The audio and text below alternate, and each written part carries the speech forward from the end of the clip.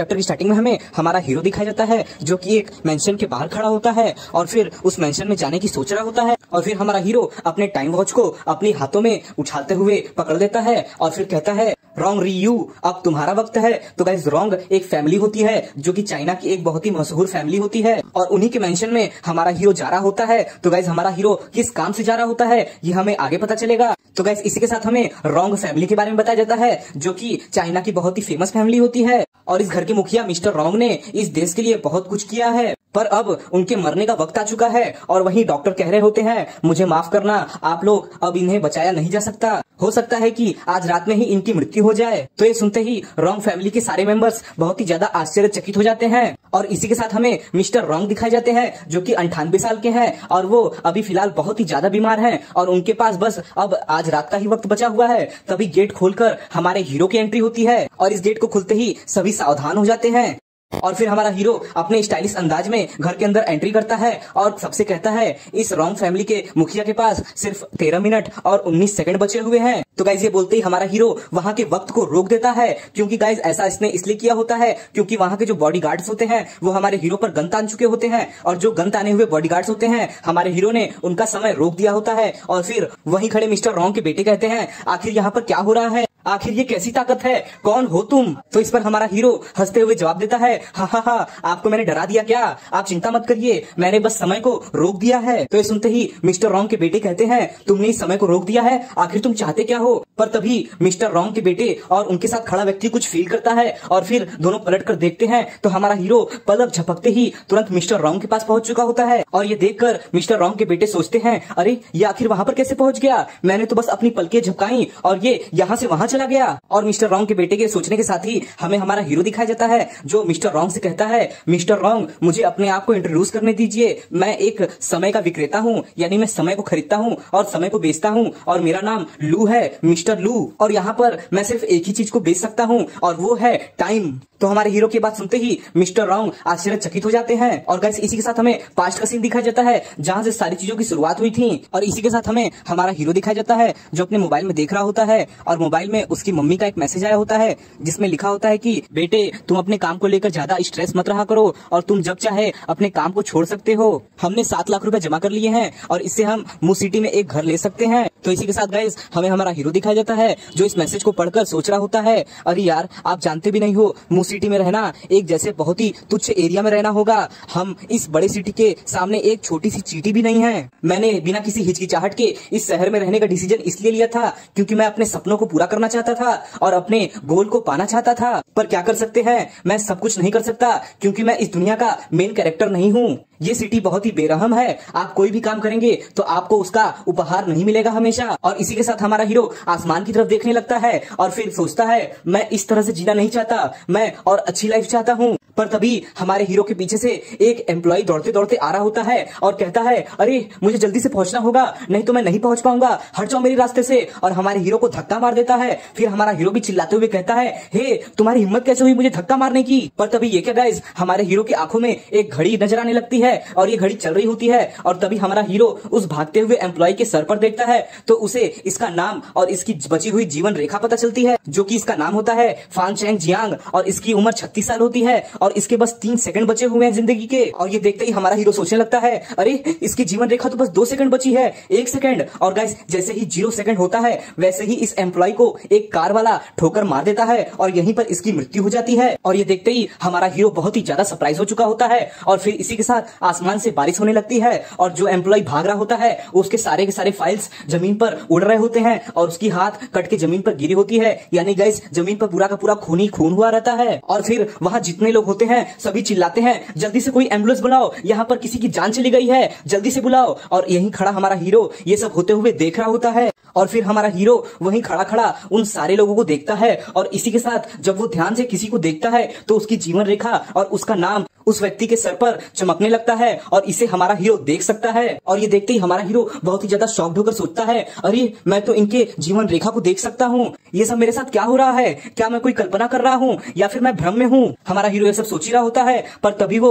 अपने दूसरे हाथ में ध्यान देता है और फिर अपनी मुट्ठी खोलता है तो उसे एक वॉच मिलती है जो कि एक हैंड वॉच होती है। तो गाइस यही वॉच हमारे हीरो को पावर दी होती है और फिर हमारा हीरो इस वॉच को देख के सोच रहा होता है, अरे ये तो एक पॉकेट वॉच है, क्या इस पॉकेट वॉच को मैंने अपने शरीर के अंदर से निकाला? मुझे तो फील हुआ कि इस पॉकेट वॉच को मैंने ही निकाला है। और ये सोचने के साथ ही हमारा हीरो उस पॉकेट वॉच के बटन को दबा देता है और इसी के साथ डिंग की आवाज के साथ पूरा का पूरा जगह का समय रुक जाता है, बारिश की बूंदें गिरना रुक जाती हैं और सब कुछ रुक चुका होता है, बस हमारा हीरो चल रहा होता है। और ये होता हुआ देख हमारा हीरो सोचता है, अरे बारिश की बूंदें रुक गई, क्या मैंने समय को रोक दिया? और फिर हमारा हीरो ये सोचते ही अगल बगल देखने लगता है और फिर एक व्यक्ति के ऊपर जाकर उसके पीठ पर छूता है और गाइस जैसे ही हमारा हीरो इस व्यक्ति को छूता है वैसे ही एक हरे कलर की रोशनी हमारे हीरो के हाथ में आने लगती है उस व्यक्ति के अंदर से। और फिर हमारा हीरो जिस व्यक्ति को छुआ रहता है उसके सर के ऊपर उसके लाइफ स्पैन को देखता है, यानी उसकी जीवन रेखा को देखता है और फिर वो ध्यान देता है कि जब हमारे हीरो ने इस व्यक्ति को छुआ था तो इसकी जीवन रेखा 31 साल 78 दिन और 12 घंटे थी और 56 मिनट थे, पर जैसे ही हमारे हीरो ने इसके अंदर से हरे कलर की रोशनी को अपने हाथों में लिया इसका जीवन रेखा 16 मिनट घट गया। और फिर हमारा हीरो अपने हाथों में इस हरे कलर की रोशनी को देखकर सोचता है, अरे इस व्यक्ति का तो जीवन रेखा घट गया, क्या ये मैंने किया? और गाइस ये सोचने के साथ ही हमारा हीरो अपने एक आइडिया को इस्तेमाल करता है और फिर वो हरे कलर की रोशनी को एक लड़की पर फेंक देता है और गाइस जैसे ही ये हरे कलर की रोशनी इस लड़की पर पड़ती है वैसे ही इस लड़की की उम्र 16 मिनट बढ़ जाती है, यानी इसकी जीवन रेखा 16 मिनट बढ़ जाती है। और फिर हमारा हीरो वहीं खड़ा इन बदलावों को देख रहा होता है और ये देखते ही वो बहुत ही ज्यादा आश्चर्यचकित हो जाता है और फिर कहता है, हा मुझे तो यकीन नहीं हो रहा कि मेरे पास अब एक सुपर पावर आ चुकी है जो कि इतनी अमेजिंग है। अरे वाह, अब मैं समय को कंट्रोल कर सकता हूँ और इसकी वजह से मैं अपने जीवन को भी बदल सकता हूँ। ये मेरे लिए एक मौका है मेरी किस्मत को बदलने का और एक मौका है अपनी इस घटिया सी जिंदगी को एकदम से बदल देने का। और फिर हमारा हीरो चलते चलते सोच रहा होता है कि मैं समय को कंट्रोल कर सकता हूँ और किसी की भी जीवन रेखा को भी कंट्रोल कर सकता हूँ। और फिर हमारा हीरो चुटकी बजाने के साथ ही स्टार्ट कहता है और गाइस फिर से समय जो रुका हुआ होता है वो कंटिन्यू चलने लगता है। और फिर हमारा हीरो सोचता है, इस शहर में बहुत सारे लोग हैं जो नाम और शोहरत की वजह से मशहूर हैं, उन सबके पास सब कुछ है, नाम है, शोहरत है, पर उन सबके पास एक चीज नहीं है और वो है टाइम। समय कभी गलत नहीं होता और समय सबके लिए बराबर होता है, पर समय ने किसी को ज्यादा समय दिया है और किसी को बहुत ही कम समय दिया है। तो गाइस यहाँ पर हमारे हीरो का मतलब ये होता है कि किसी को बहुत ज्यादा ही लंबी उम्र दी है और किसी को बहुत ही कम उम्र दी है। और इसीलिए मैं अब एक टाइम का बिजनेसमैन बनना चाहता हूँ जो लोगों के जीवन रेखा को कंट्रोल कर सके और उन्हें बेच सके और खरीद सके।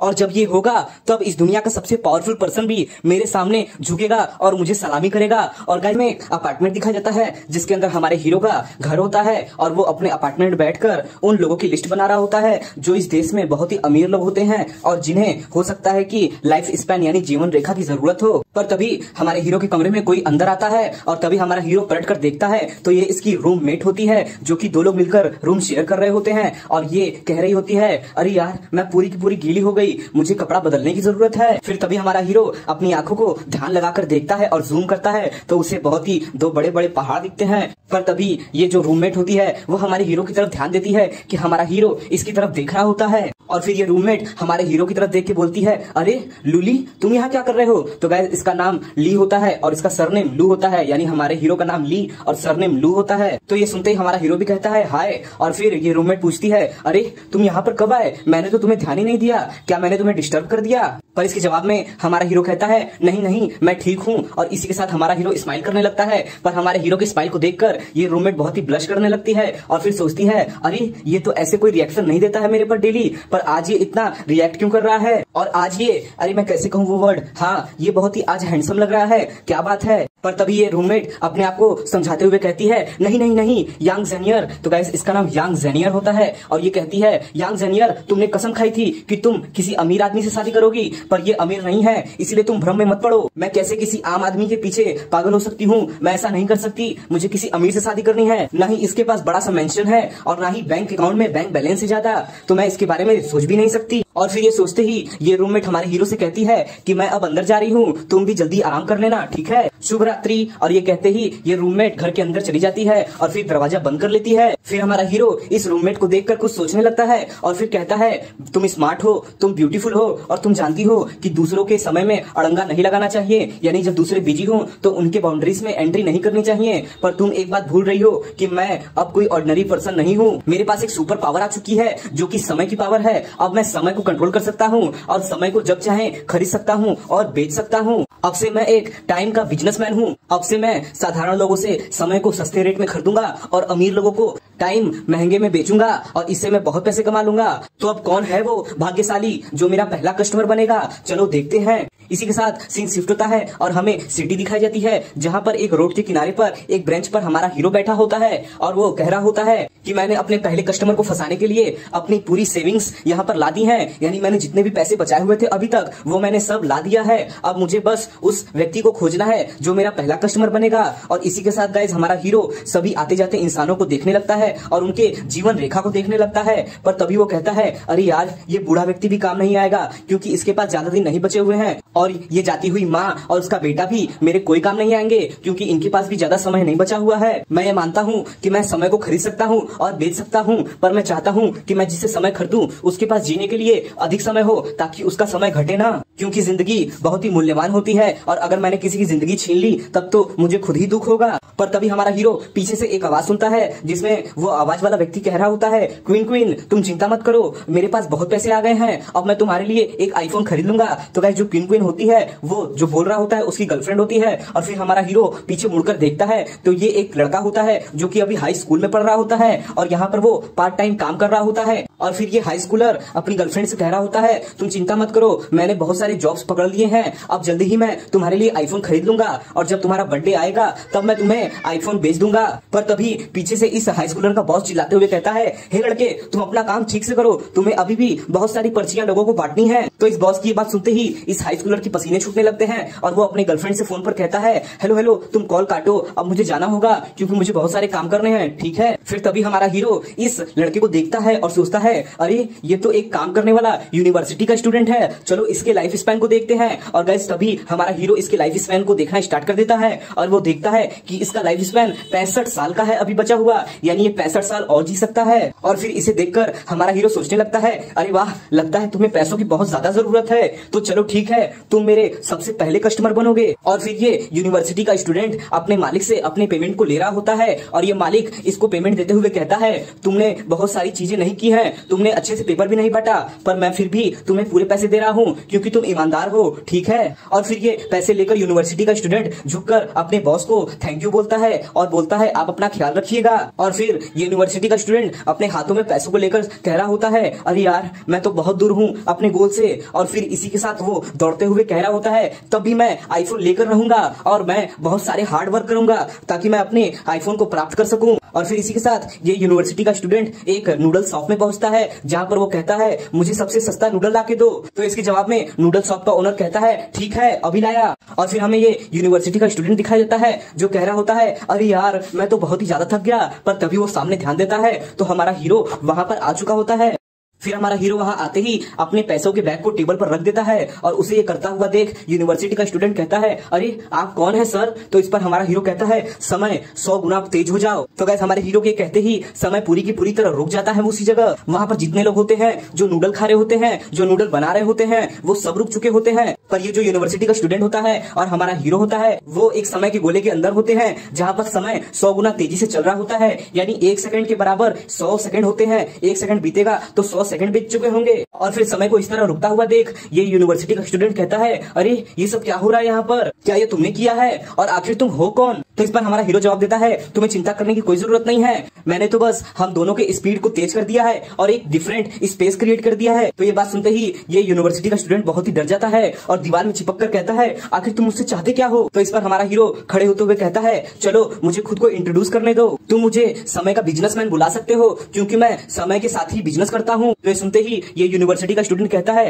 क्या कहा तुमने, मैंने तो कभी ऐसे काम के बारे में नहीं सुना, क्या तुम कोई पागल इंसान हो। तो इसके जवाब में हमारा हीरो कुछ नहीं बोलता बोलता। और ये जो यूनिवर्सिटी का स्टूडेंट होता है वो पहले ही जान चुका होता है कि ये कोई पागलपन नहीं है, क्योंकि समय रुक चुका होता है। और फिर हमारा हीरो कहता है आप प्लीज बैठ जाइए और मेरी बात सुनिए मिस्टर जैंग। तो गाइस मिस्टर जैंग इस लड़के का नाम होता है। और फिर हमारा हीरो कहता है मेरी बात सुनिए मिस्टर जैंग, मैं बहुत ही समय से समय में घूम रहा हूँ और उन लोगों को खोजता हूँ जिनको पैसे की जरूरत होती है, और मैं उनसे समय के बदले में उन्हें पैसे देता हूँ और फिर उस समय को उन लोगों को बेचता हूँ जिन्हें इस समय की जरूरत होती है। तो ये सुनते ही ये यूनिवर्सिटी का स्टूडेंट पूछता है आखिर तुम मेरे सरनेम के बारे में कैसे जानते हो। तो इस पर हमारा हीरो अपने पावर से एक रेड लाइट को अपने हाथों से निकालता है और फिर इस यूनिवर्सिटी के स्टूडेंट के सर पर एक लाइट चमकने लगती है और उसमें इसका नाम और इसके बचे हुए सालों के बारे में लिखा होता है। तो इस चीज को देखते ही ये स्टूडेंट कहता है आखिर ये है क्या। तो इस पर हमारा हीरो कहता है लगता है आप 80 साल तक अभी जी सकते हैं, कितने लकी हैं आप। तो बताइए मिस्टर जैंग क्या आप मुझे अपना कुछ समय बेच सकते हैं। तो ये सुनते ही ये स्टूडेंट कहता है समय, क्या समय बेचा जा सकता है और आप समय को कितने में खरीद रहे हैं। तो ये सुनते ही हमारा हीरो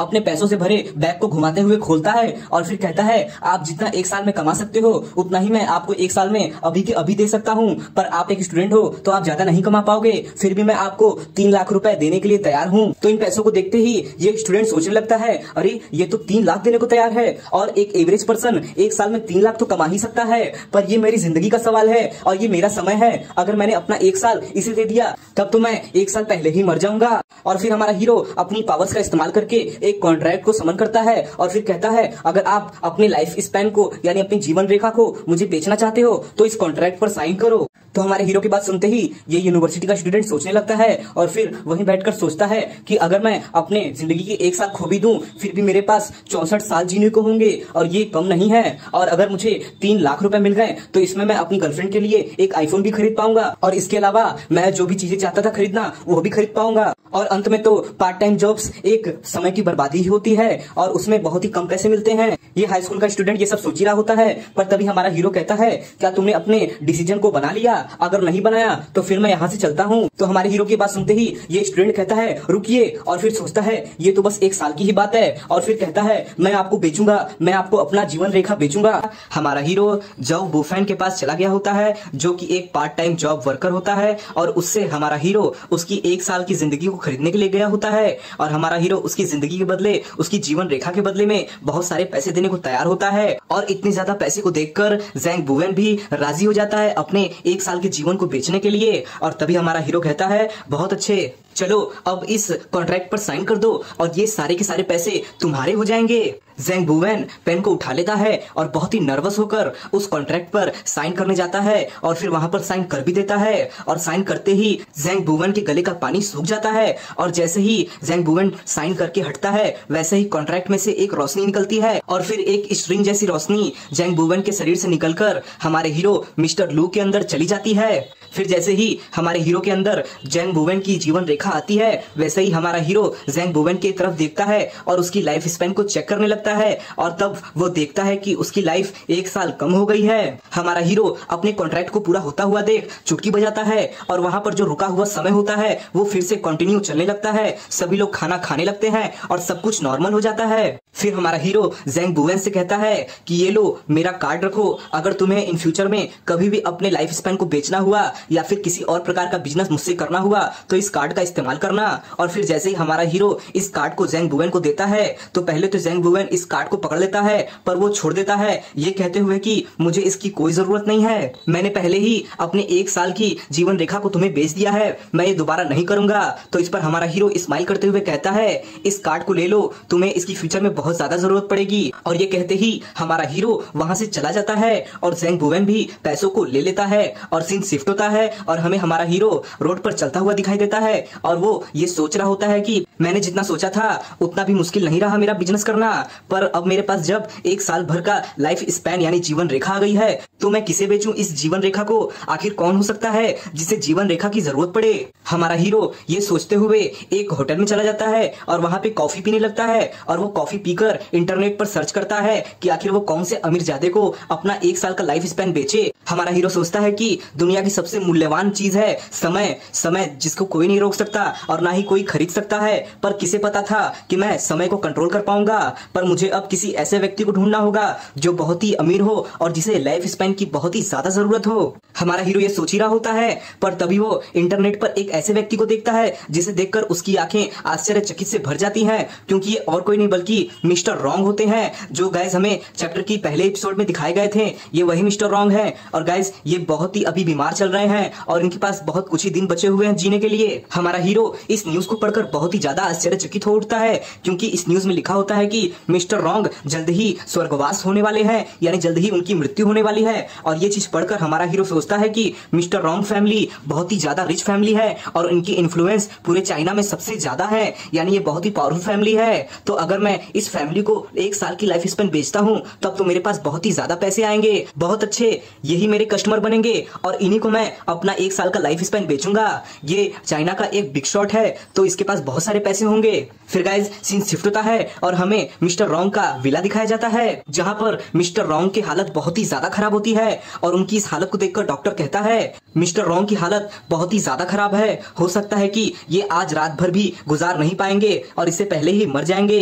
तो मिस्टर रॉन्ग का जो भतीजा होता है वो कहता है डॉक्टर आप कुछ तो करिए, मिस्टर रॉन्ग मेरे अंकल हैं और ये बहुत ही ज्यादा जरूरी है मेरे लिए, ये मेरे। तो इस पर डॉक्टर जवाब देता है कि मैं जो कर सकता था मैंने कर दिया, अब सब कुछ भगवान के हाथ में है। पर वहीं मिस्टर रॉन्ग ये सारी बातें सुन रहे होते हैं और फिर अपने मन में ही सोचते हैं कि मेरी जिंदगी कांटों से भरी पड़ी थी, मेरी जिंदगी आसान नहीं थी, पर मुझे ये नहीं लगा था कि मैं इस तरह बेड पे लेटे हुए मरूंगा। नहीं, मैं इस तरह मर नहीं सकता, मेरे परिवार को मेरी जरूरत है, मैं रॉन्ग फैमिली का स्टार हूँ, अगर मैं बुझ गया तो रॉन्ग फैमिली का क्या होगा। नहीं, मैं इस तरह मर नहीं सकता, जब तक मैं जीवित हूँ मेरे परिवार की ग्लोरी बनी रहेगी, मेरे परिवार का नाम और शोहरत बना रहेगा। पर बस मुझे एक दिन मिल जाए, मैं एक दिन और जीना चाहता हूँ। तो गाइस मिस्टर रॉन्ग अपने मौत के करीब पहुंच रहे होते हैं, पर तभी उन्हें कोई आवाज सुनाई देती है जिसमें एक व्यक्ति कह रहा होता है कि मैं समय का बिजनेसमैन हूं और मैं समय को खरीद और बेच सकता हूं। और गाइस ये और कोई नहीं बल्कि हमारा हीरो होता है और ये गाइस वही समय होता है जो हमें पहले चैप्टर में दिखाया गया होता है। वहां पर जितने लोग होते हैं सभी बहुत ही ज्यादा आश्चर्यचकित होते हैं, पर तभी जो मिस्टर रॉन्ग का भतीजा होता है वो कहता है अरे यहाँ पर आखिर हो क्या रहा है, क्या ऐसा सच में हो सकता है कि समय को खरीदा जा सकता हो या बेचा जा सकता हो। तो इस पर मिस्टर रॉन्ग के भतीजे का दोस्त कहता है अरे पागल, अपने अगल बगल देखो, सारे सिक्योरिटी गार्ड्स थम से गए हैं, उनके लिए समय रुक चुका है, ये आदमी जो भी है ये समय का सच में व्यापारी है। तो फिर वहीं खड़ा हमारा हीरो इन सब की बातों को सुनकर कहता है आपको मुझसे जो भी सवाल पूछने हो मुझसे बाद में पूछ लीजिएगा, क्योंकि मैं आपको याद दिला दूं मिस्टर रॉन्ग के पास बस 10 मिनट बचे हुए हैं जीने के लिए। ये सुनते ही मिस्टर रॉन्ग का भतीजा कहता है तो बताइए मिस्टर लू, आपका समय कितना मूल्यवान है और इसकी क्या कीमत है। और ये बोलते ही मिस्टर रॉन्ग का भतीजा सोचता है कि अगर ये सच कह रहा है तो मुझे इस डील की सबसे पहले डिटेल जान लेनी चाहिए। तो इस पर हमारा हीरो अपने घड़ी को निकालते हुए कहता है मेरे समय की कीमत सबके लिए अलग अलग है, आप जितना कमाते हो 1 साल में मुझे उसका 20% चाहिए और इस समय की कीमत वही होगी। तो ये सुनते ही मिस्टर रॉन्ग का भतीजा का दोस्त कहता है आखिर ये तुम क्या बकवास कर रहे हो, अगर तुम हमारे बिजनेस की बात कर रहे हो तो यहाँ पर करोड़ों रुपए की बात हो रही है, तुम जानते भी हो ये बहुत बड़ी कीमत है। तो ये सुनते ही हमारा हीरो कहता है क्या रॉन्ग फैमिली समय की कीमत को नहीं जानती है, मुझे लगा नहीं था कि रॉन्ग फैमिली जैसी इतनी अमीर और इतनी आलिशान फैमिली एक कचड़े के बराबर होगी जिसे समय की कीमत भी नहीं पता। तो ये सुनते ही वहीं खड़ा एक आदमी गुस्से में कहता है साले तूने क्या कहा। पर ये सुनते ही हमारा हीरो अपने घड़ी को निकाल लेता है और वहीं लेटे मिस्टर रॉन्ग की लाइफ स्पैन को दिखाने लगता है कि उनके पास अब जीने के लिए कितने मिनट बचे हुए हैं। और गाइस उनके बचे हुए मिनट को देखकर वहां जितने लोग खड़े होते हैं वो सभी शॉक्ड हो जाते हैं, क्योंकि उनके पास बस 5 मिनट बचे होते हैं जीने के लिए। फिर तभी हमारा हीरो वहीं लेटे हुए मिस्टर रॉन्ग से कहता है मिस्टर रॉन्ग, आपने अपनी जिंदगी में बहुत ज्यादा नाम और शोहरत कमाया है, पर आपको पता ही होगा समय सबके लिए बराबर होता है और सबके लिए फेयर होता है, वो किसी के साथ नाइंसाफी नहीं करता। पर मैं समय को कंट्रोल कर सकता हूँ और जिसे चाहे उसे समय दे सकता हूँ। ये सुनते ही मिस्टर रॉन्ग हाँ करने लगते हैं और अपने ऑक्सीजन मास्क के अंदर से कुछ बोलने की कोशिश करते हैं। ये सुनते ही मिस्टर रॉन्ग का भतीजा वहां जल्दी से आ जाता है और कहता है अंकल आप कुछ बोलना चाहते हैं क्या। और ये सुनते ही मिस्टर रॉन्ग अपने हाथ को ऊपर उठाते हैं और कहते हैं जीवन जीवन मुझे जीना है। मिस्टर रॉन्ग की ये बात सुनते ही मिस्टर रॉन्ग का भतीजा बहुत ज्यादा ही शॉक्ड हो जाता है और कहता है अंकल क्या आप यही चाहते हैं। और फिर मिस्टर रॉन्ग का भतीजा मिस्टर लू यानी हमारे हीरो से कहता है मिस्टर लू, मैं आपका 1 साल का वक्त खरीदना चाहता हूँ। ये सुनते ही हमारा हीरो तुरंत हवा में एक कॉन्ट्रैक्ट को समन कर लेता है और कहता है कोई परेशानी की बात नहीं है, बस मिस्टर रॉन्ग आप यहाँ पर साइन कर दीजिए और आपको 1 साल की जीवन रेखा मिल जाएगी। पर ये देखकर मिस्टर रॉन्ग का भतीजा कहता है मिस्टर लू, मेरे अंकल हिल डुल नहीं सकते तो वो साइन कैसे करेंगे। तो इस पर हमारा हीरो कहता है मिस्टर रॉन्ग, समय आपके पास बहुत कम है, इसलिए जल्दी से उठिए और दिखा दीजिए कि आप जीना चाहते हैं और इस कॉन्ट्रैक्ट पर साइन कर दीजिए। और गाइस फिर हमें दिखाया जाता है कि मिस्टर रॉन्ग के पास बस जीने के लिए 40 सेकंड बचे हुए हैं। फिर तभी मिस्टर रॉन्ग सोचने लगते हैं नहीं, मेरे पास बहुत सारे सपने हैं, मैं उनको पूरा करना चाहता हूं, मुझे जीना है, मुझे जीना ही होगा। और ये सोचने के साथ ही मिस्टर रॉन्ग अपनी ताकत को अपने अंदर लाते हैं, यानी जीने की इच्छा जगाते हैं और फिर उठकर बैठ जाते हैं। और गाइस हमें दिखाया जाता है कि मिस्टर रॉन्ग के पास जीने के लिए सिर्फ 8 सेकंड बचे होते हैं। फिर मिस्टर रॉन्ग पेन लेते हैं और बस 3 सेकंड बचे होते हैं, तभी मिस्टर रॉन्ग कॉन्ट्रैक्ट पर साइन कर देते हैं। तो गाइस जैसे ही मिस्टर रॉन्ग साइन करते हैं, घड़ी का कांटा घूम जाता है और फिर मिस्टर रॉन्ग जोर से चिल्लाते हैं और उनके अंदर एनर्जी भर जाती है और हर जगह पर रोशनी ही रोशनी होती है।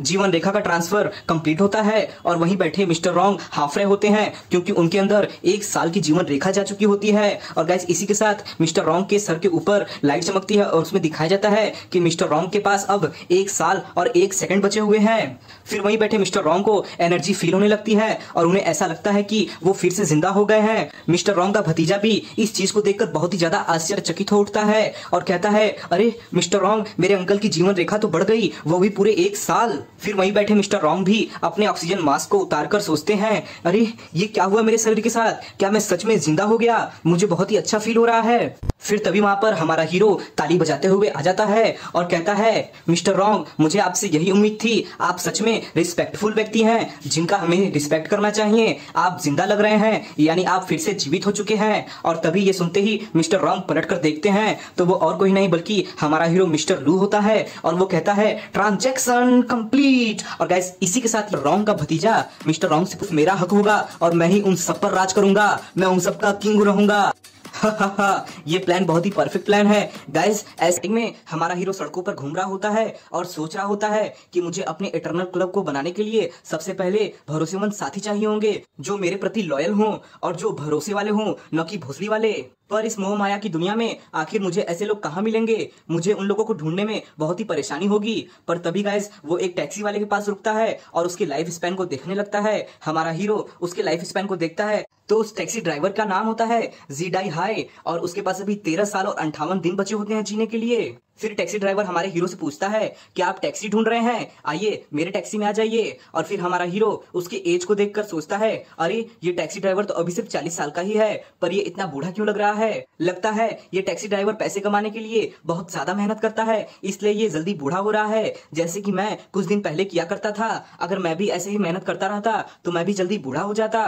फिर हमारा हीरो टैक्सी ड्राइवर को जिंकाओ डिस्ट्रिक्ट चलने को बोलता है और ये सुनकर टैक्सी ड्राइवर कहता है ठीक है बैठ जाइए। फिर हमारा हीरो टैक्सी में बैठ जाता है और जाने लगता है। फिर तभी टैक्सी ड्राइवर हमारे हीरो से पूछता है सर आपको देखकर ऐसा लग रहा है कि आप कोई बहुत ही अमीर बिजनेसमैन हैं, क्यों मैं सही कह रहा हूँ ना, मैं बस आपको देखकर ही बता सकता हूँ कि आप बहुत ही रिच हो, आप मेरे से बिल्कुल अलग हो। टैक्सी ड्राइवर ये बात बोल ही रहा होता है पर तभी हमारे हीरो के मोबाइल पर मैसेज आता है और वो मोबाइल चेक करता है तो उसके मैसेज पर दिखाया जाता है कि हमारे हीरो के बैंक अकाउंट में 100 मिलियन आ गए हैं। और हमारा हीरो ये देखकर बहुत ही खुश हो रहा होता है और फिर सोचता है मुझे रॉन्ग फैमिली से यही उम्मीद थी, उनके लिए 100 मिलियन कुछ भी नहीं है और उन्होंने इतनी जल्दी 100 मिलियन मेरे अकाउंट में भेज दिया, मुझे लगा नहीं था कि वो मेरे ट्रांजेक्शन को इतना सीरियसली लेंगे। हमारा हीरो ये सब सोच ही रहा होता है पर तभी टैक्सी ड्राइवर के फोन पर एक कॉल आता है जिसमें टैक्सी ड्राइवर का लड़का कहता है कि दादी माँ को चोट लग गई है और वो अस्पताल में भर्ती हैं। ये सुनते ही टैक्सी ड्राइवर बहुत ही हैरान हो जाता है और कहता है मैं अभी काम कर रहा हूँ, जोर से बोलो मुझे सुनाई नहीं दे रहा है। क्या दादी माँ को क्या हुआ तुम्हारे, क्या दादी माँ अस्पताल में है, मैं अभी वहां पे पहुंचता हूँ।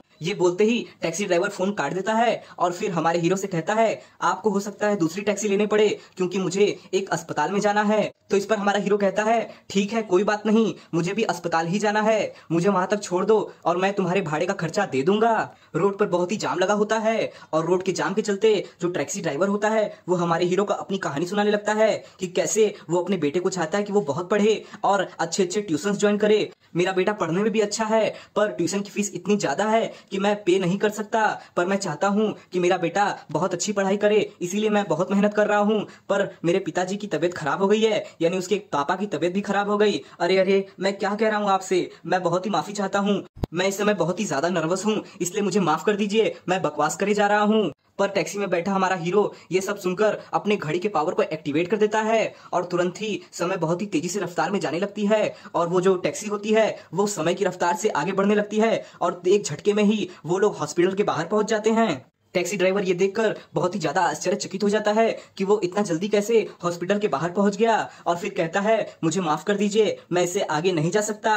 और तभी वो पीछे पलटकर देखता है तो हमारा हीरो वहां पर नहीं होता, पर हमारे हीरो ने 2 गड्डी नोटों की वहां पर छोड़ दी होती है। उन नोटों की गड्डी को देखकर टैक्सी ड्राइवर सोचता है अरे एक मिनट, वो व्यक्ति कहाँ गया, और फिर गाड़ी के बाहर निकलकर खोजने लगता है उसको और कहता है सर सर आप कहाँ गए, सर आप किधर हो। और तभी उसको एक लेटर मिलता है जिसके ऊपर लिखा होता है कि मेरे पास अभी इतने ही पैसे हैं देने के लिए तुम्हें, ये तुम्हारी रोड फीस है और अगर तुम्हें और भी ज्यादा पैसे चाहिए तो उसकी एक कीमत है जो तुम्हें अदा करनी होगी। मेरा फोन नंबर इस चिट्ठी के पीछे लिखा हुआ है, तो अगर तुम्हें पैसे चाहिए तो मुझे कांटेक्ट कर लेना। ये पढ़ते ही टैक्सी ड्राइवर की आंखों से खुशी के आंसू निकलने लगते हैं और वो तुरंत ही रोड पर ही थैंक यू करने लगता है। थैंक यू सर, आप जो भी हो, आपका मेरी मदद करने के लिए बहुत बहुत शुक्रिया।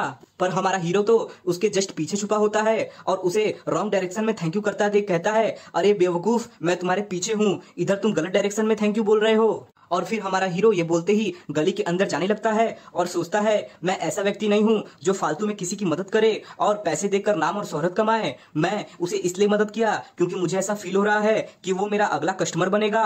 हमारा हीरो ये सब सोच ही रहा होता है, पर तभी वो सामने ध्यान देता है तो उसके सामने कोई लड़खड़ाते हुए आ रहा होता है और जो लड़खड़ाते हुए आ रहा होता है वो एक लड़का होता है जो कि बहुत ही बुरी तरह से बीमार होता है और वो कहता है हे आदमी, तुम मेरी तरफ क्या देख रहे हो, अगर इसी तरह तुम मेरी तरफ घूरते रहे तो मैं तुम्हारी खाल खींच लूंगा। 10 साला।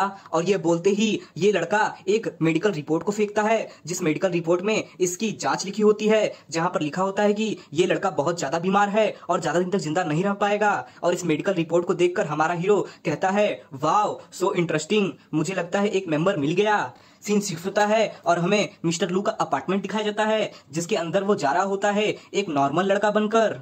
पर तभी हमारा हीरो ध्यान देता है कि सोफे पर जो उसकी रूममेट होती है वो लेटी होती है और वो भी बहुत ही बेहतरीन अंदाज में, और उसे देखकर हमारा हीरो कहता है अरे फिर से ज्यादा काम कर लिया क्या इसने। फिर हमारा हीरो एक कंबल लाकर इस रूममेट जिसका नाम यांग जेनियर होता है उस पर उड़ाने जाता है, पर तभी वो उड़ जाती है और पूछती है अरे तुम क्या कर रहे हो। तो इस पर हमारा हीरो जवाब देता है अरे कुछ नहीं, मुझे चिंता हो रही थी कि कहीं तुम्हें ठंड न लग जाए, इसलिए मैं तुम्हें कंबल उड़ा रहा था। तो फिर इस पर यांग जूनियर जवाब देती है तुम्हारा शुक्रिया, मैं अब कमरे में जा रही हूँ आराम करने, और वो कंबल को वहीं छोड़कर चली जाती है। फिर हमारा हीरो कंबल को इस तरह छोड़ा हुआ देख सोचने लगता है अरे ये कितनी घमंडी है, पर चिंता मत करो, एक बार मैं अपने इन्फ्लुएंस को बढ़ा लूं और पावरफुल बन जाऊं तो फिर इस जैसी 1000 लड़कियां मेरे पे मरेंगी और मैं बहुत ज्यादा अमीर हो जाऊंगा। तब देखता हूँ ये लड़की यांग जेनियर मुझ पर घमंड कैसे दिखाती है। ये सोचने के साथ ही हमारा हीरो अपने इटर्नल क्लब को बनाने के आइडिया सोचने लगता है और सोचता है कि अगर मुझे अपना इटर्नल क्लब बनाना है तो सबसे पहले मुझे सबके मन में ये भ्रम बैठाना होगा कि मैं बहुत सदियों से जिंदा हूं और मैं एक बहुत ही मिस्टीरियस व्यक्ति हूं जिसके पास समय की पावर है और मैं सब कुछ कर सकता हूं। ये मुझे सबको भ्रम में डालना होगा और उससे पहले मुझे बहुत सारे साथियों को ढूंढना होगा जो मेरी आगे चलकर मदद करेंगे। तो गाइस फिर हमें दिखाया जाता है कि हमारा हीरो एक प्लान बना रहा होता है जिसमें वो कैसे एम्प्लॉयज को हायर करेगा उस पर वो डिटेल लिख रहा होता है, और फिर हमारा हीरो बैठकर सोचता है तो चलो अपने प्लान की शुरुआत करते हैं। और गाइस ये सोचने के साथ ही स्टार्टिंग में हमें रियल एस्टेट एजेंसी दिखाई जाती है गाइस, जहां पर जाकर हम जमीन खरीदते हैं या फिर बड़े बंगले खरीदते हैं। वहां पर हमारा हीरो पहुंचा होता है एक बड़ा बंगला खरीदने को, और जैसे ही वो अंदर एंट्री करता है वहां की एक एम्प्लॉय जिसका नाम जाओ चेन होता है वो हमारे हीरो का वेलकम करती है और वो कहती है वेलकम, आपका यहाँ पर स्वागत है, क्या यहाँ पर आप बिल्डिंग खरीदने के लिए आए हैं। तो इस पर हमारा हीरो जवाब देता है हाँ मैं बस यहाँ पर देखने आया हूँ। फिर जाओचेन कहती है आप बिल्कुल सही जगह पर आए हो, हमारी सारी बिल्डिंग्स जर्मन डिजाइनर्स ने डिजाइन की हैं। फिलहाल के लिए आप ये बिल्डिंग देखिए, मैं एक एक करके आपको सारी बिल्डिंग्स दिखाऊंगी। जाओचेन ये बोली रही होती है पर तभी हमारे हीरो की रूममेट यांग जेनियर वहां पर आ जाती है और कहती है लूली तुम यहाँ क्या कर रहे हो। तो इस पर हमारा हीरो जवाब देता है, मुझे पता था कि तुम यहाँ पर काम कर रही हो, इसीलिए मैं यहाँ पर आया ताकि मैं अपने लिए एक सूटेबल बिल्डिंग खरीद सकूं। ये सुनते ही यांग जेनियर बहुत कंफ्यूज हो जाती है और सोचती है, अरे ये एक हाउस खरीदने वाला है, क्या इसकी फैमिली ने इतने पैसे बचा लिए हैं कि ये एक हाउस खरीद सकता है? पर मुझे नहीं लगता कि इनका जो बैकग्राउंड है इसके हिसाब से ये कुछ भी खरीद सकते हैं। पर जो भी हो, कस्टमर तो कस्टमर ही होता है, मुझे इसके साथ डील करनी ही होगी। ये सोचने के साथ ही यांग जेनियर वहां बैठ जाती है और पूछती है, तो बताओ लूली, तुम्हारा बजट क्या है और क्या तुम ये घर अपनी शादी के लिए खरीदना चाहते हो? अगर ऐसी बात है तो मुझे अपनी शादी में बुलाना मत भूलना। यांग जेनियर की इस तरह बात करते हुए देखकर वहीं बैठी जाओ चेन कहती है, मिस यांग, मैं इसे डील कर रही थी। तो तभी यांग जेनियर कहती है, तुम चिंता मत करो, तुम यहाँ से जाओ, ये मेरा फ्रेंड है, मैं इसे डील कर लूंगी। फिर यांग जेनियर हमारे हीरो के लिए एक घर देखने लगती है और तब कहती है, रुको, मुझे एक घर देखने दो। हाँ, मिल गया। ये घर ज्यादा बड़ा नहीं है, पर इन फ्यूचर इसकी लोकेशन बहुत अच्छी है और इन फ्यूचर में इसका दाम भी बढ़ सकता है, तो ये घर तुम्हारे लिए सबसे अच्छा होगा। मुझे इसका कीमत कैलकुलेट करने दो। मेरे हिसाब से इसकी कीमत 70,000 के करीब होगी। पर तभी हमारा हीरो जवाब देता है, ये बहुत ही छोटा है, ये मेरे लिए ठीक नहीं होगा। तो इस पर यांग जेनियर कहती है, तुम्हारे इतने से सैलरी में तुम एक मेंशन चाहते हो, तुम्हारी इतनी सैलरी में कुछ नहीं आएगा, यही तुम्हारे लिए सबसे सूटेबल है। तो इस पर हमारा हीरो जवाब देता है, नहीं, ये सच में मेरे लिए बहुत छोटा है और ये वो नहीं है जिसकी मुझे तलाश है। ये सुनते ही यांग जेनियर थोड़ी निराश हो जाती है और फिर वहां से उठकर कहती है, मैं रुको, अभी आती हूँ, और ये बोलकर वहां से चली जाती है। फिर यांग जेनियर जाओ चैन के पास चली जाती है और कहती है, जाओ चैन, क्या तुम उस आदमी को डील कर सकती हो? तो इस पर जाओ चैन कहती है, मिस यांग, आपका तो वो फ्रेंड है ना? तो इस पर यांग जेनियर कहती है, नहीं नहीं, हम तो बस बातें कर रहे थे। और सोचती है, अब जा भी इतना बकवास क्यों कर रही है? तो ये सुनकर जाओ चैन हमारे हीरो के पास जाने लगती है और जाते जाते सोचती है, ये साली मिस यांग, इसने सोचा होगा कि ये डिफिकल्ट कस्टमर है, इसीलिए उसने इस कस्टमर को मेरे मत्थे मर दिया। ये सोचने के बाद जाओ चैन हमारे हीरो के पास जाती है और कहती है, मिस यांग को कोई काम आ गया था, इसलिए अब मैं आपको हैंडल करूंगी। मैं आपके लिए कुछ बहुत बड़े घरों की डिटेल लेके आई हूँ, तो प्लीज इसे देख लीजिए। चलिए मैं आपको कुछ घरों को दिखाती हूँ। ये देखिए, ये अंजू का बिल्डिंग है, ये सबसे बड़ा घर है हम लोग का और इसका कुल कीमत 50 मिलियन है। ये सुनते ही हमारा हीरो कहता है, ठीक है, मैं इस घर को खरीद लूंगा, कॉन्ट्रैक्ट लेकर आओ। तो इस पर जाओ चैन कहती है, मिस लू, क्या आप मजाक कर रहे हैं क्या? ये हाउस बहुत ही ज्यादा बड़ा है और इसमें सिर्फ अकेले आप रहेंगे, ये हाउस सस्ता नहीं है, इसकी कीमत 50 मिलियन है। तो इस पर हमारा हीरो जवाब देता है, नहीं, मैं मजाक नहीं कर रहा, मैं इस घर को खरीदूंगा और मैं ये घर सिर्फ तुमसे खरीदूंगा और किसी से नहीं। ये सुनते ही जाओ चैन सरप्राइज हो जाती है और तुरंत भागते हुए कहती है, मैनेजर मैनेजर, हमारा सबसे महंगा घर अभी के अभी बिक गया। और इस बात को यांग जेनियर भी सुनती है और ये बात सुनकर वो बहुत सरप्राइज हो जाती है और सोचने लगती है, क्या सच में इस लूली ने इस घर को खरीद लिया? ऐसा कैसे हो सकता है? मैं इसके साथ 10 सालों से रह रही हूँ, फिर भी मैं इस बंदे के बारे में पूरी तरह से नहीं जान पाई। ऐसा नहीं हो सकता है ये झूठ बोल रहा हो। मुझे अपनी आंखों से देखना होगा कि ये इस बिल्डिंग के लिए पेमेंट कर पाता है कि नहीं कर पाता। फिर हमारे हीरो के सामने इस रियल एस्टेट का मैनेजर पहुंचता है और कहता है, ऐसी बात नहीं है कि हमें आप पर भरोसा नहीं है, फिर भी हमारे रूल के हिसाब से हमें आपसे 50,000 युआन का एक डिपॉजिट चाहिए पहले, उसके बाद ही आप इस बिल्डिंग को बुक कर सकते हैं। तो इस पर हमारा हीरो अपना गोल्डन क्रेडिट कार्ड निकालता है और उसे मैनेजर को देते हुए कहता है, तुम्हें डिपॉजिट लेने की कोई जरूरत नहीं है, मैं इस घर को अभी के अभी, वो भी पूरे दाम में खरीद लूंगा। ये सुनते ही जाओ चैन और जो मैनेजर होता है वो दोनों बहुत ज्यादा सरप्राइज हो जाते हैं और फिर मैनेजर हमारे हीरो को कांग्रेट्स करता है और कहता है, मुबारक हो, आपने सबसे अच्छा घर खरीदा है जो अंजू में अभी तक बना है, मुबारक हो, इसकी कीमत अभी 50 लाख युआन है और ये बढ़ेगी, जरूर बढ़ेगी। फिर हमारा हीरो वहां से चला जाता है और एम्प्लॉइज अपने में बात कर रहे होते हैं और एक एम्प्लॉय दूसरे एम्प्लॉय से कहती है, अरे तुमने सुना, इस आदमी ने अभी के अभी पूरे कीमत पे ये बिल्डिंग खरीद ली और जिस एम्प्लॉय ने इसे डील करवाया था उसे 30,000 अचीवमेंट पॉइंट मिले हैं। फिर हमें यांग जेनियर दिखाई जाती है जो बहुत शॉक्ड होकर वहीं खड़ी होती है और सोच रही होती है, अरे क्या इसने सच में पूरे पैसे नकद दे दिए? अरे यांग जेनियर, तू कितनी बड़ी पागल है, तू इतने दिनों से एक मिलीनियर के साथ रह रही थी, फिर भी तुझे पता नहीं चल पाया कि ये लड़का मिलीनियर है, तू कितनी बड़ी बेवकूफ है। फिर हमें हमारा हीरो दिखाया जाता है जिसके मोबाइल पे एक फोन आता है और उसे उठाते हुए हमारा हीरो कहता है, हेलो। तो उसके दूसरी तरफ मोबाइल से आवाज आती है, हेलो, मैं टैक्सी ड्राइवर बोल रहा हूँ जिसने आपको लिफ्ट दी थी, आपने कहा था अगर मुझे पैसों की जरूरत होगी तो मैं आपसे कांटेक्ट कर सकता हूँ, तो प्लीज मुझे पैसों की जरूरत है। तो इस पर हमारा हीरो जवाब देता है, हाँ बिल्कुल, ये सच बात है, हमें जल्दी से मिल लेना चाहिए और अपने बिजनेस के बारे में बातचीत कर लेनी चाहिए और तुम्हें कितने पैसे चाहिए उसकी भी बात जल्दी से जल्दी मिलकर कर लेनी चाहिए, ठीक है। और गाइज हमारे हीरो के कहते ही ये एपिसोड खत्म हो जाता है। आशा करता हूँ आपको वीडियो जरूर पसंद आया होगा। वीडियो को लाइक करें और चैनल को सब्सक्राइब जरूर करें। गाइज मेरे बैकअप चैनल को भी सब्सक्राइब करें, we love Manua. So hey guys, स्वागत है आप सबका मेरे YouTube channel we love Manua पर। और आज हम टाइम बिजनेसमैन का चैप्टर 7 स्टार्ट करने जा रहे हैं। तो चलिए वीडियो को स्टार्ट करते हैं। वीडियो को लाइक करें और चैनल को सब्सक्राइब जरूर करें। चैप्टर की स्टार्टिंग में हमें एक हॉस्पिटल दिखाया जाता है जिसके नीचे रोड पर वो टैक्सी ड्राइवर बैठा होता है जिसने थोड़ी देर पहले हमारे हीरो से बात की होती है और हमारे हीरो को मिलने के लिए बुलाया होता है। फिर तभी हमारा हीरो इस टैक्सी ड्राइवर के पीछे आ जाता है और कहता है मुझे माफ करना, मैं थोड़ा लेट हो गया। तो इस पर टैक्सी ड्राइवर कहता है अरे मिस्टर लू, आप आ गए क्या? तो इस पर हमारा हीरो जवाब देता है चलो बात करने के लिए कहीं और चलते हैं। और उसके बाद सब एक कॉफी शॉप में जाते हैं। फिर वहां जाकर टैक्सी ड्राइवर अपनी कहानी सुनाने लगता है कि मेरे पिताजी का कल ऑपरेशन था जिसमें उनके दिमाग का इलाज किया गया और बहुत ही हार्ड ऑपरेशन करके उन्हें जैसे तैसे बचाया गया है।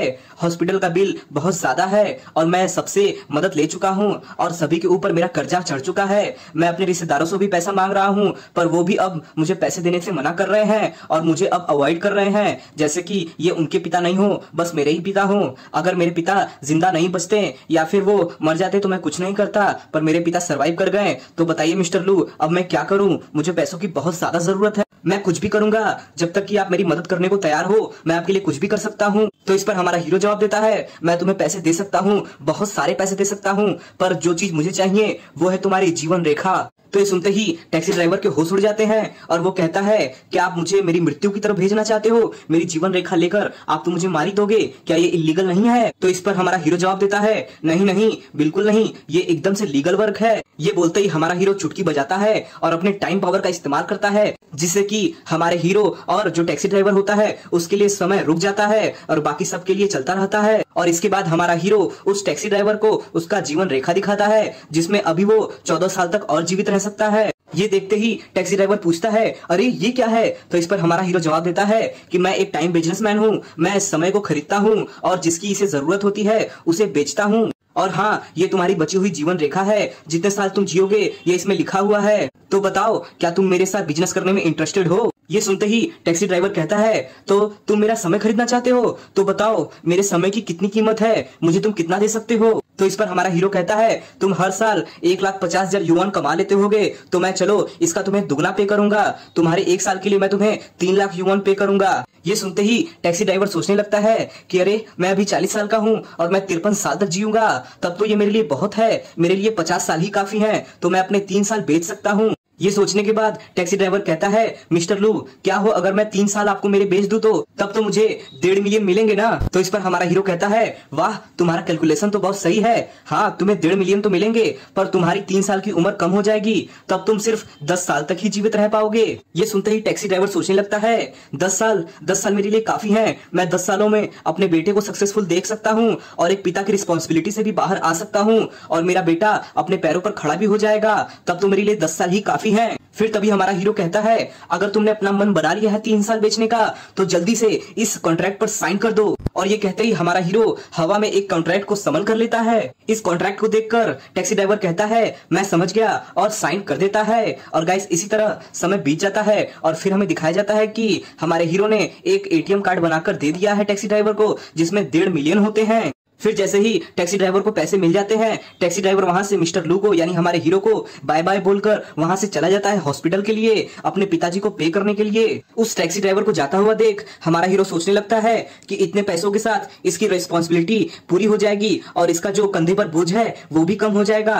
पर अगर जब समय आया और 10 साल बीतने के हुए तो क्या ये पछतावा नहीं करेगा? क्या इसे रिग्रेट फील नहीं होगा कि इसने अपने 3 साल बेच दिए? हमारा हीरो ये सब सोच ही रहा होता है पर तभी उसके पैर पर एक बोतल आकर लगता है और वो बोतल टूट जाता है उसी जगह। फिर हमें सामने एक लड़का दिखाया जाता है जिसने ये बोतल हमारे हीरो के पैरों पर मारी होती है और वो कहता है तुमने मेरे बॉटल तोड़ दिया, मुझे इसके पैसे चाहिए, मुझे अभी के अभी पे करो। ये सुनते ही हमारा हीरो हंसने लगता है और सोचता है ये तो एक कुत्ते की तरह दिख रहा है, वो भी पागल कुत्ते की तरह। फिर तभी हमारे हीरो को हंसता हुआ देख ये लड़का कहता है अरे तू मेरे पर हंस कैसे रहा है? तेरी इतनी हिम्मत कैसे हुई मेरे पर हंसने की? बता साले हरामी, तेरी हिम्मत कैसे हुई मुझ पे हंसने की? अगर तूने नहीं बताया तो मैं तुझे यही जगह जान से मार दूंगा। तो इस पर हमारा हीरो तुरंत ही गुस्से में जवाब देता है तुम्हारे पास बहुत कम वक्त बचा है, तुम्हारे उस रिपोर्ट ने तुम्हें बता ही दिया होगा, पर फिर भी मैं तुम्हें एक्यूरेट बताना चाहता हूँ कि तुम्हारे पास 27 दिन और कुछ मिनट बचे हुए हैं। 18, 17, 16 ये सुनते ही ये लड़का बहुत ही ज्यादा आश्चर्यचकित हो जाता है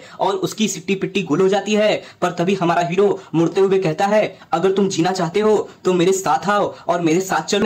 हमारा हीरो उस लड़के से पूछ रहा होता है कि तुम कौन हो, तुम्हें कौन सी बीमारी है और तुम्हारे फैमिली में कौन कौन है। तो इस पर ये लड़का जवाब देता है कि मेरा नाम पेंग हाओ है और मुझे लुकेमिया है। तो गाइस लुकेमिया ब्लड कैंसर होता है और वही इस लड़के पेंग हाओ को है। तो गाइस इसका नाम पेंग हाओ है। तो ये सुनते ही हमारा हीरो कहता है, अरे ये तो बहुत ही सीरियस बीमारी है, तुम्हें तो आराम करना चाहिए। तुम बाहर क्या कर रहे हो? क्या तुम्हारी फैमिली तुम्हारे लिए चिंता नहीं कर रही? आखिर तुम बाहर क्या कर रहे हो?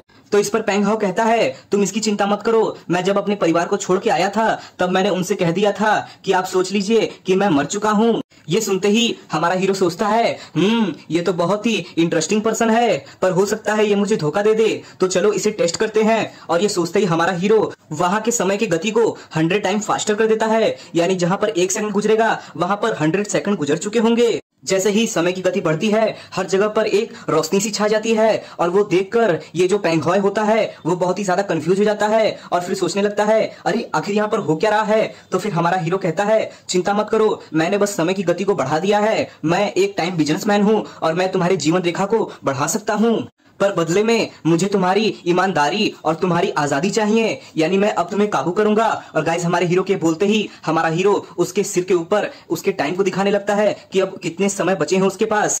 पेंग हाओ अपने सर पर इस अजीब से रोशनी को देखकर सोचने लगता है, अरे इसकी माँ का ये का है रे भाई हमारे सर पर, ये कोई इल्यूजन तो हो। सीरियस होकर हमारे हीरो से पूछता है कि आखिरकार तुम मुझसे चाहते क्या हो। पेंग हाओ के इस रिएक्शन को देखकर हमारा हीरो सोचने लगता है, वाह क्या रिएक्शन है इसका, इंटरेस्टिंग, वेरी इंटरेस्टिंग। मुझे इस आदमी से ऐसी ही उम्मीद थी, मैंने एकदम सही आदमी को पकड़ा है। और वहीं दूसरी तरफ पेंग हाओ हमारे हीरो को देखकर सोच रहा होता है, आखिर ये व्यक्ति मुझसे चाहता क्या है? मुझ जैसे मरे हुए आदमी से जो कुछ दिन में मरने वाला है, मुझसे ये आखिर क्या पा सकता है? आखिर वो क्या हो सकता है? मुझे पता नहीं। मेरे पास 2 बहन और 1 भाई है, पर मेरी घर की स्थिति अच्छी नहीं थी और मेरे लुकेमिया कोई इलाज भी नहीं करवा पाता, इसलिए मैं घर से यहाँ पर चला आया ताकि मैं अपने घर के लिए बोझ न बनूं और यहाँ आकर मरने से पहले मैं अपने घर के लिए कुछ कमाई करके उन्हें दे दूं।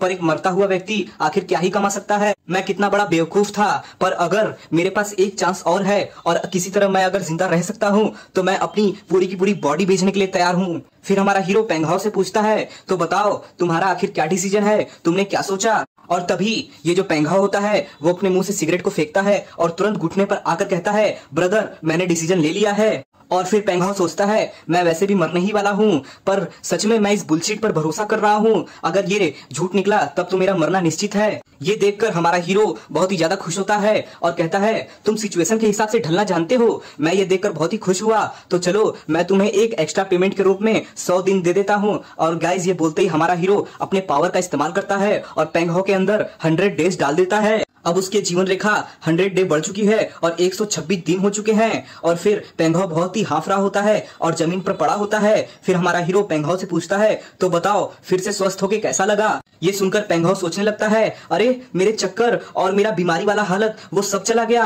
और मेरे शरीर में अब कोई दर्द भी नहीं है। ये आदमी तो सच में एक रियल डील है, ये कोई मजाक नहीं कर रहा था। ये सोचने के बाद ही पेंग हाओ कहता है, भाई मैं तुम्हारा एक गुलाम हूँ, मैं तुम्हारा अब से कुत्ता हूँ, तुम जो भी बोलोगे मैं वो करूंगा, तुम जैसा बोलोगे मैं वैसा करूंगा, आज से मेरी जिंदगी तुम्हारे नाम है। तो ये सुनते ही हमारा हीरो पेंग हाओ को अपने इटर्नल क्लब का कार्ड देता है और कहता है, मैं तुमसे चाहता हूँ कि तुम 2 चीजें करो। पहले तो तुम जाओ और अपने सर को डाई करो और नहा धोकर आओ, और दूसरी ये लो इस पर एक एड्रेस है, नहा धोकर उस एड्रेस पर पहुंच जाना और मुझे भैया बुलाना छोड़ो, मुझे मास्टर बुलाओ, मास्टर। ये सुनते ही पेंग हाओ कहता है, यस मालिक यस।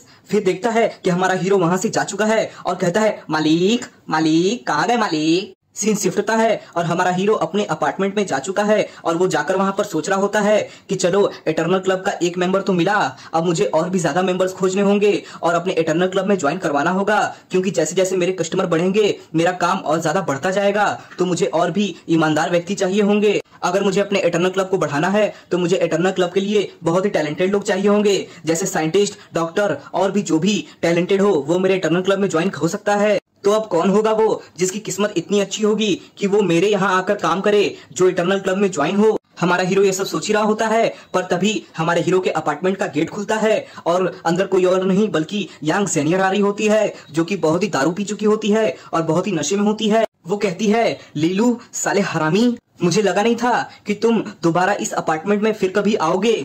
यांग जेनियर को देखकर हमारा हीरो सोचता है, अरे इसने तो बहुत ज्यादा शराब पी ली है। पर फिर हमारा हीरो यांग जेनियर की तरफ अच्छे से ध्यान देता है और सोचता है, नहीं नहीं, ये पूरी तरीके से नशे में नहीं है, ये सब कुछ प्लान करके आई है और ये मुझे सेड्यूस करना चाहती है। फिर यांग जेनियर हमारे हीरो के पास करीब जाकर कहती है, मुझे लगा नहीं था कि तुम अपनी आइडेंटिटी, अपनी पहचान मुझसे इस तरह छुपाओगे, मुझे बिल्कुल भी एक्सेप्ट नहीं है। तो ये सुनते ही हमारा हीरो पूछता है, तो बताओ तुम आखिर इसके बारे में क्या कर लोगी। तो इस पर यांग जेनियर कहती है, मैं तुम्हें पनिशमेंट दूंगी और पनिशमेंट के रूप में तुम मेरे 3 शॉट्स ले सकते हो। और गाइस यांग जेनियर के कहते ही ये एपिसोड खत्म हो जाता है। आशा करता हूँ आपको वीडियो जरूर पसंद आया होगा। वीडियो को लाइक करें और चैनल को सब्सक्राइब जरूर करें। We love Manua. So hey guys, स्वागत है आप सबका मेरे YouTube channel we love Manua पर। और आज हम टाइम बिजनेसमैन का चैप्टर 9 स्टार्ट करने जा रहे हैं। तो चलिए वीडियो को स्टार्ट करते हैं। चैप्टर की स्टार्टिंग में यांग जेनियर हमारे हीरो पर वाइन गिरा देती है और कहती है, उप्स, मैंने तुम पर वाइन गिरा दी, अरे अरे मुझे इसे साफ करने दो। और गाइस यांग जेनियर अपने जीभ से उस वाइन को साफ करने लगती है। यांग जेनियर को ऐसा हरकत करता हुआ देख हमारा हीरो सोचने लगता है कि मैं जानता हूँ यांग जेनियर, तुम क्या करने की कोशिश कर रही हो। अगर मैं अपना पुराना वाला लड़का होता, यानी मैं पुराना वाला मिस्टर लू होता, तो अभी तक तुम्हारे झांसे में आ जाता। पर मैं पुराना वाला लू नहीं हूँ, अब हमारे बीच रिश्ता बदल गया है। लगता है मुझे तुम्हें सबक सिखाना ही होगा। और हमारा हीरो सोचने के साथ ही यांग जेनियर को अपने गोद में उठा लेता है और फिर कमरे की गेट को खोलकर कमरे के अंदर ले जाता है और फिर बिस्तर पर पटक देता है।